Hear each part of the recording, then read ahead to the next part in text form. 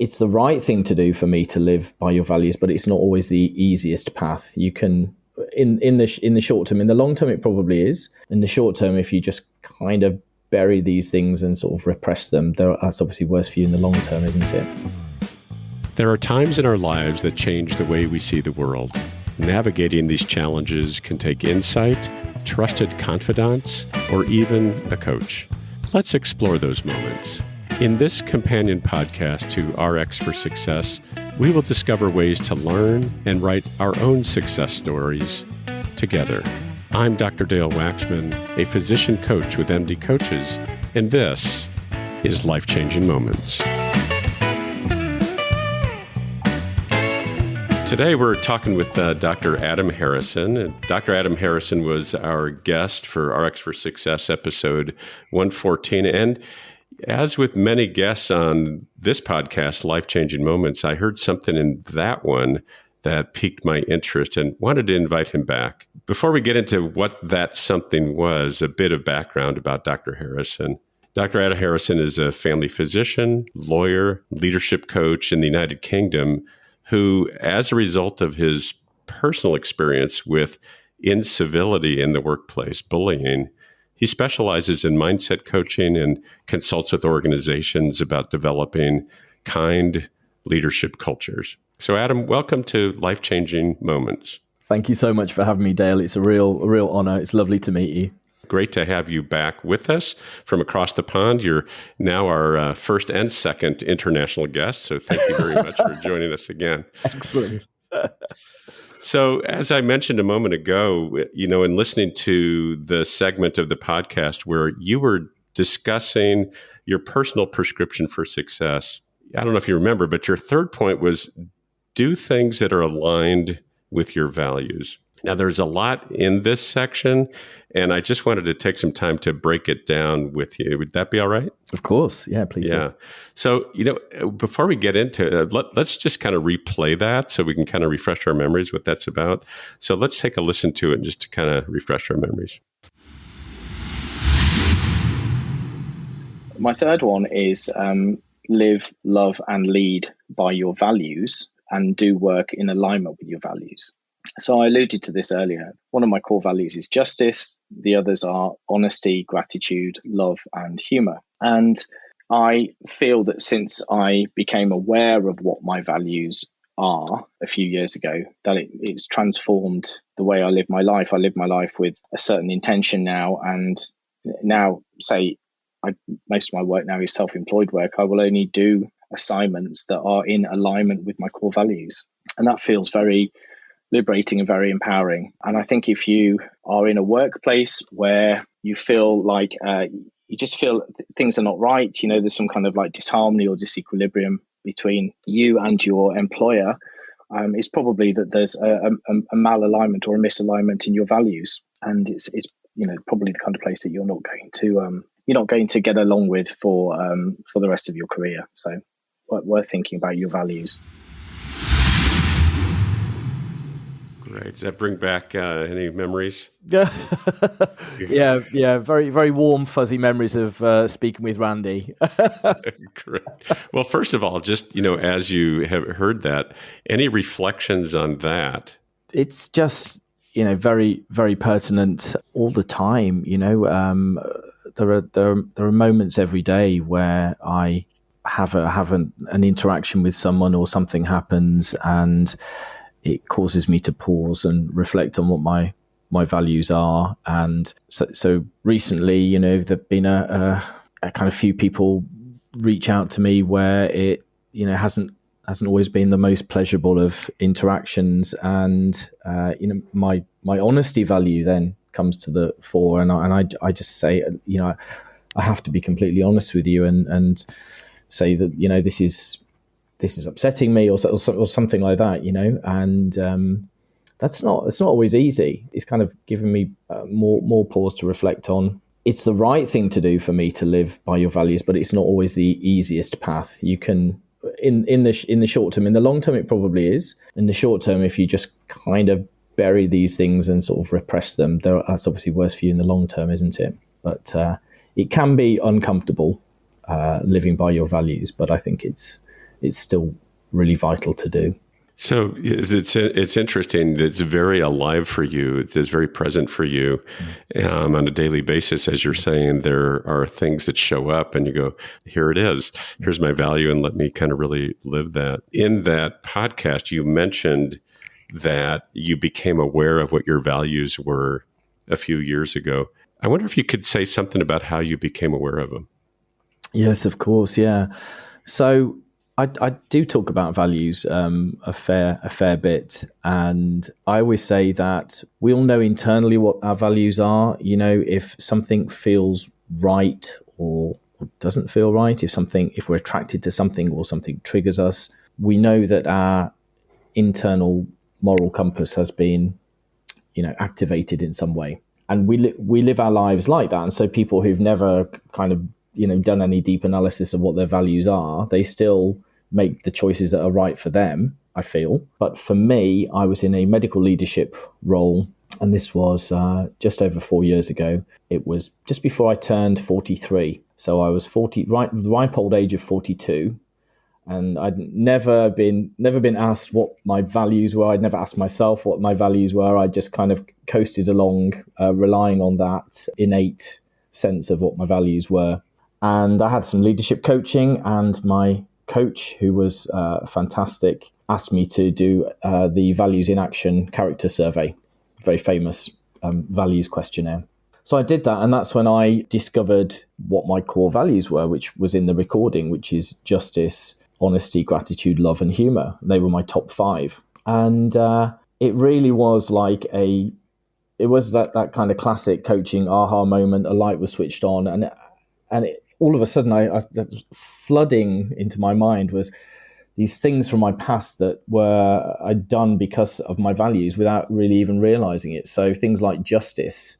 I undertook law studies and did a law degree and was passed the bar and all of this. And it's like, oh my gosh, justice is one of my core values. This makes complete sense. I didn't, know really that I was predestined to kind of study the law in a way, and things that I'd done, things I'd got involved in as a junior doctor when I saw inequities going on in the workplace and people who didn't have the confidence to kind of speak up for themselves. Give an example. Someone had just done, a 24-hour call, and then there wasn't anyone to do the next day's cover. And one of the medical bosses would say, you have to do call again today. And you'd look at them and they'd be, dead on their feet. And I would just say, look, they're absolutely exhausted. They've just done 24 hours. They can't possibly safely do another 24 hours. That's just it's not feasible. It's not realistic. And by speaking up and kind of calling out these, things that I didn't think were fair, I unfortunately invariably put a bit of a target on my back and ended up being the victim. But I wouldn't change it. I would go through that again and again, because my core values are, one of them is justice, and I have to speak up when I see these things happening. So it's just things like that just started to make sense why I had behaved in certain ways in the past when I had labels for my values. So there's kind of this quality of unconsciously living your values, and then when you became more consciously aware through the coaching and through the values in action, it was illuminated. It was like, oh yeah, this makes sense. This is what it's always been for me. I'm just curious, and now that it is more illuminated and you're able to articulate them in a way that makes some sense to you, how is life different to have them more at the forefront, that they're in the spotlight rather than just sort of unconscious? It's a great question, and it's hard to say because my memory's not what it was. But I guess in the past, when I was relying on that that kind of just organic way of living my life through my values that I hadn't put a label on, maybe things wouldn't come to me as quickly or something like that. Maybe now that I know exactly what they are, and I feel like I live my life through my values, and I have a very values-led way of conducting myself. I do now think, okay, yeah. So that's why I need to make that decision, because that's the person that I am. Whereas before it would be a bit more of a process perhaps subconscious ticking on in the background. Now it's a bit more active and a bit more conscious, a bit more deliberate. Hi, I'm Rhonda Crow, founder and CEO for MD Coaches. Here on RX for Success, we interview a lot of great medical professionals on how they grew their careers, how they overcame challenges, and how they handle day-to-day work. I really hope you're getting a lot of great information. But if you're looking for an answer to a specific problem, management or administration challenge, or if you're feeling just a bit burnt out, like maybe you chose the wrong career, well, then there's a faster way to get the help you need. No, it's not counseling, it's coaching. RX for Success is produced by MD Coaches, a team of physicians who have been where you are. I know you're used to going it alone, but you don't have to. Get the support you need today. Visit us at mymdcoaches.com to schedule your complimentary consultation. Again, that's mymdcoaches.com, because you're not in this alone. We'll get back to our interview in just a moment, but right now I want to tell you a little bit about Physician Outlook. If you haven't discovered this remarkable magazine, please do so very soon.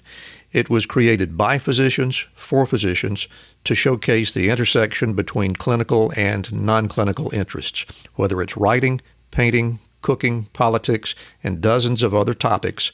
Physician Outlook gives a physician perspective. It's available online and in print. It's really unique among physician lifestyle magazines. And like the Prescription for Success podcast, Physician Outlook amplifies the voice of any physician who has something to say. It also engages patients who still believe in physician-led, team-based care.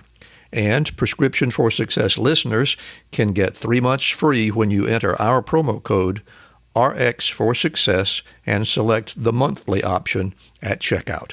That's a really great deal on this stunning publication. And now let's get back to today's interview. You use the word intentional. There's some intentionality in the way that you kind of proceed through life now, through your values. Can you say some more about that? Yeah, I mean, you mentioned it before in terms of just things like when you're having conversations with people about potential collaborations, or people are reaching out to you to do certain things, if it doesn't feel right, and I suppose the first stage is, you, like everyone, you have a sixth sense, and something just kind of triggers, and then you kind of think, okay, in what way is this not feeling right? Is it from a justice viewpoint? Is it a gratitude thing, an honesty thing? Is it because, love and humor, I'm on a different page with these people, I just can't relate to these people, or whatever it is, But then that kind of gives you the answer, and then you can just be more authentic and sort of more true to yourself, rather than it just being, and you don't have to tell people why, but when you're declining a request, it just feels more authentic to you. You that you've done that kind of slightly deeper dive into it, and which part of your values it's not in alignment with. But I mean, it's not all about employment. Obviously our values transcend absolutely every facet of our lives, and this is a podcast primarily for physicians, and some of those will be employed physicians, and some of them will be self-employed physicians, and so on. Some of them will be juniors, some of them will be in really high-level leadership roles. It applies to absolutely everyone. I do talk a lot about comparing your own values, your own personal values, with your organization's values, and actually analyzing whether your employer's values are lived values, or whether they are just for promotion and marketing and lip service to the world, I mean, I was in a medical leadership role and I didn't know what my values were. And actually, your values tie in so closely with the kind of leader you are. So I always get my leadership clients to do a values questionnaire, which is oftentimes the first time they've done it. Leaders in their 60s have never completed one of these surveys. And then I'll go through kind of Goleman's leadership styles with them and get them to do a survey on that. And it just, they dovetail beautifully. And when they look at their leadership style and reflect on their values, it kind of actually makes a lot of sense to them. So many ways, through your life that you can use your values. one of the things I think about with you're mentioning there's a lot of different people that are primarily physicians listening to this podcast, and that living your values is in all kinds of different dimensions of your life, not just your professional. One of the things that comes to mind is and I think you said this in the earlier podcast, is when you are more aware of what's important to you, you kind of use that. Those are up front and center when opportunities come your way. Mm-hmm. Opportunities come your way. You earlier said something like, well, I might reject something because of this, but there's also the other side of that. What do you take on because of your values? Yes. Thank you for framing it like that, because you've made it sound more positive. And my initial comment was maybe looking on the negative side of it, turning things down. But for sure, I like to be. Love is very important to me, and humor, and I do like to take things on that are in alignment with me in that way. And actually, looking at it from another angle, if you're truly living your values, then you are you have some kind of aura that you're giving off that reflects those values. And so, in a way, I don't want to get kind of or law of attraction based. I'm not really, I don't have detailed knowledge of that, but I feel that if you are extolling, the values of, in my case, love and humor and gratitude and honesty and justice, then people will probably pick up on that, and then it may bring work to you, like that's in alignment, and with similar, like the RX for Success podcast, and Rhonda and Randy, we just, I'm sure the reason that we all get along is because we're in alignment in some, we probably, I'm sure we don't all have exactly the same top 5 core values, but they're very, very, very similar values. And then you listen to the podcast and you thought, I'd like to interview him. And so, maybe there's that kind of, I'm putting out to the world and people are kind of picking up on things as well. So, yeah, there is this concept of putting your intentions out there, and then I know that's the attraction principle, and then it attracts the people and the things and the places that are important to that intention. So that's awesome. One of the things that I'm aware of as we're talking about this is that there are some listeners who may say, "Boy, I know, as I get clearer about what my values are, I'm also more aware of how it conflicts with the situation that I'm in." Let's just say professionally. Yeah. Do you have some thoughts or suggestions about that when people become aware that there's some conflict there between, boy, I'm spending time in a place that doesn't kind of align well with me? Yeah, for sure. I mean, and how common must that be? Because I mentioned before organizational values. So those are kind of, corporate values and the values that sort of trickle down from the C-suite and from the leaders. But we tend to, when we're employed, we tend to work in teams. And if you're a shop floor family physician, should we say, you're working closely with your nursing colleagues, your medical assistants, your admin reception colleagues, those sorts of people. And all of these people have different values, and it's impossible that they're all going to align, certainly not all of the time. So there's a lot of potential there in the workplace for us being triggered by the way that other people conduct themselves and the things that other people feel it's appropriate to say that just don't sit well with our values. And I genuinely believe this. I think your values are part of who you are. You can't change them. So it's hard to, you can't really change other people. We don't want to get into sort of Stephen Covey and circles of influence and things like that. But it's hard to change other people. And why would you want to change other people? They are who they are. But going to work day after day and entering an environment where you're constantly in disharmony with your colleagues or your leadership, it's just exhausting. It's absolutely exhausting, and it's not tenable. And for me, it's one of the contributing factors to burnout, physician burnout. Sure. I think unless you can find a way around it, to circumvent that, then you just have to think about moving on and finding another employer or going on your own, self-employed or changing career, whatever it is you want to do. But it's going to be a perennial problem because your values are your values. It strikes me, as a clinician, that if you are feeling exhausted, and we talk about burnout, a central piece of that is emotional exhaustion, that perhaps one of the hypotheses about why that might be is because you are in conflict in your situation. That may be one of the reasons why you're emotionally exhausted. It may just be that you're working too much, or chronic stress, but it could be also that it's exhausting to continue to be in a situation that just doesn't reflect your values, which I think, as I heard your story, you kind of lived that. You lived that organically, that this isn't quite fitting for me. Yeah. But I mean, and I totally understand how people will be trapped, and you may be trapped for a short time, or it may be a longer time, because, if you're a young doctor, and it's the same in the UK, you've got your student loans to pay off. You need the money, and it's a big concern. If I leave this job, what am I going to do for money? And if I leave this job midway through, I'm not going to get a reference from my boss. How am I going to get another job? So we do have to, again, living a values-led life lead to a lot of discomfort, but hopefully temporary.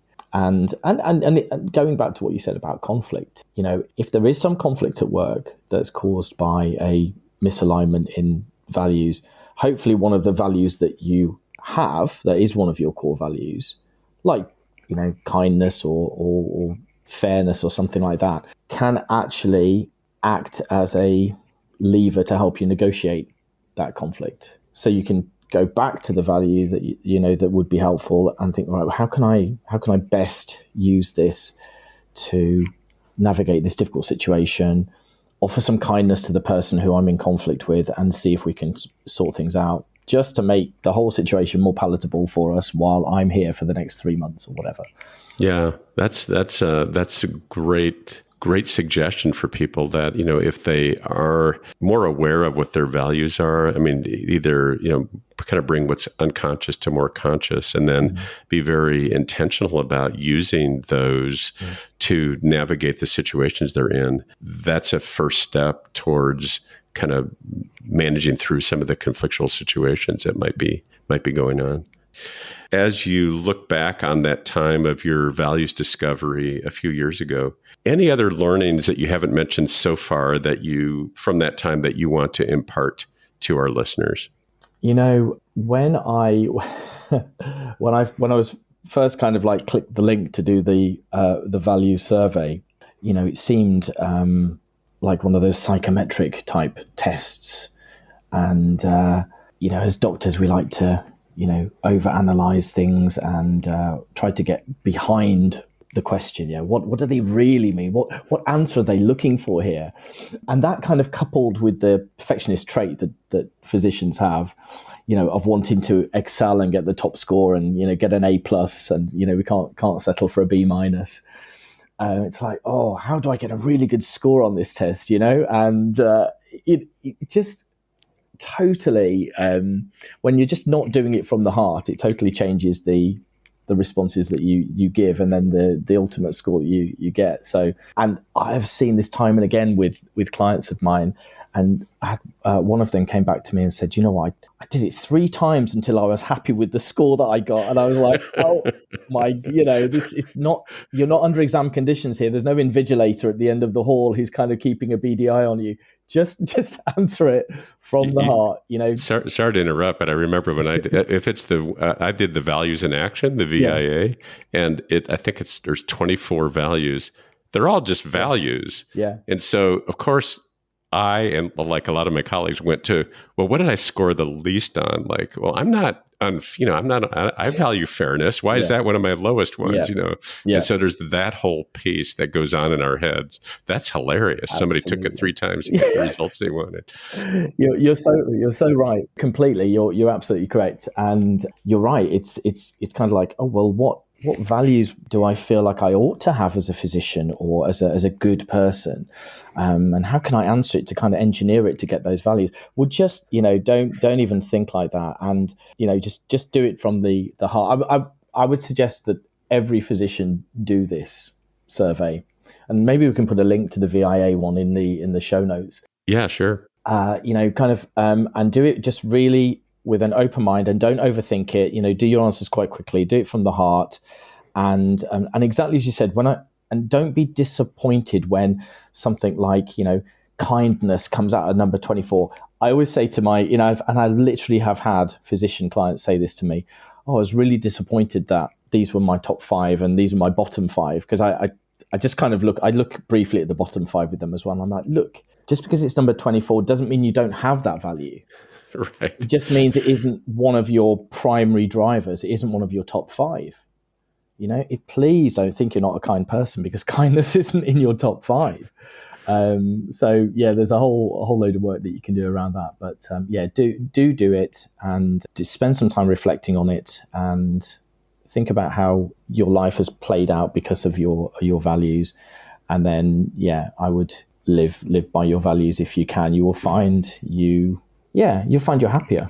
I'm definitely much happier now. It's a really nice story about sort of coming in touch with those values and then living those and trying those on, and then really reaching some level of happiness and contentment. That's awesome. So I think it's a great place for us to kind of close today. I really appreciate Dr. Adam Harrison joining us from across the pond for life-changing moments and reflecting on your process by which you went from kind of, organically going through living your values to really sort of saying what these are, being able to articulate what those are, and then to be able to say, I'm kind of use those as a way of determining what I'm going to take on in life, and what I'm going to let go of in life for the most part. And so really appreciate your taking some time to be with us today, and look forward to future connections as you proceed with all the great work that you're doing. 100%. Thank you. I really appreciate you, Dale, and thank you for inviting me and having a chat with me. I've loved just talking to you, and let's stay in touch. Great. Thank you so much. I really enjoyed this conversation I had with Dr. Harrison today. Here's a recap of what we discussed. 1, living your values is the right thing to do, and you'll likely be happier if you do so. But it's not always easy. 2, you can identify your values in a couple of ways. 1 is innately, by looking for what feels right to you, but also what doesn't feel right in certain situations. For example, if you're feeling symptoms of burnout, it could be the exhaustion that comes from the disharmony between your values and the values of the organization or system in which you work. Or another way to identify your values is to do a values assessment, like the Values in Action, or VIA, which is in the link that we are giving you in our show notes. Caveat there is don't engineer it to get the result you want. 3, once you bring your values more into consciousness, you have an opportunity to be more authentic and true to self. This awareness can help you with what you're going to take on in life, as well as what you're going to let go of in life. And finally, this all serves to align what you do with who you are. Thank you for tuning in to Life-Changing Moments. If you enjoyed this episode, please be sure to rate us 5 stars and leave a review. Doing so helps our podcast reach more listeners. Have something to share? We'd love to hear your thoughts. Visit the MD Coaches community on Facebook groups.